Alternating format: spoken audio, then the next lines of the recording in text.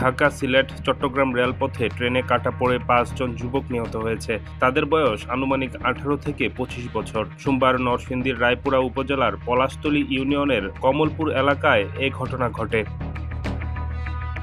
Police জানায়, ভোর ৪:৫৫ Chittagong mail ট্রেনে কাটা পড়ে ওই ৫ যুবক নিহত হয়। লাশ উদ্ধারে রায়পুরা থানা ও নরসিংদী রেলওয়ে পুলিশ কাজ করছে। সংবাদ পেয়ে রায়পুরা থানা পুলিশ এখানে ঘটনাস্থলে আসে প্রাথমিকভাবে, এবং রেল পুলিশ আসে। আমি নিজেও ঘটনাস্থলে আসি। তো প্রাথমিকভাবে ধারণা করা হচ্ছে ট্রেনে কাটা পড়েই হয়তো তাদের মৃত্যু হয়েছে। তারপরে ৫ জন মানুষের এখানে মৃত্যু, সেখানে আমরা খতিয়ে দেখব বিষয়টা, খুব গুরুত্বের সহিত আমরা বিষয়টা খতিয়ে দেখব।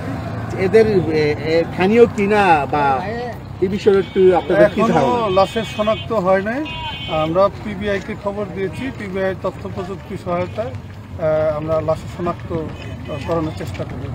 অজ্ঞাত ৫ যুবকের খণ্ডিত লাশ উদ্ধারের পর মর্গে পাঠানো হয়েছে বলে জানিয়েছে রেলওয়ে পুলিশ।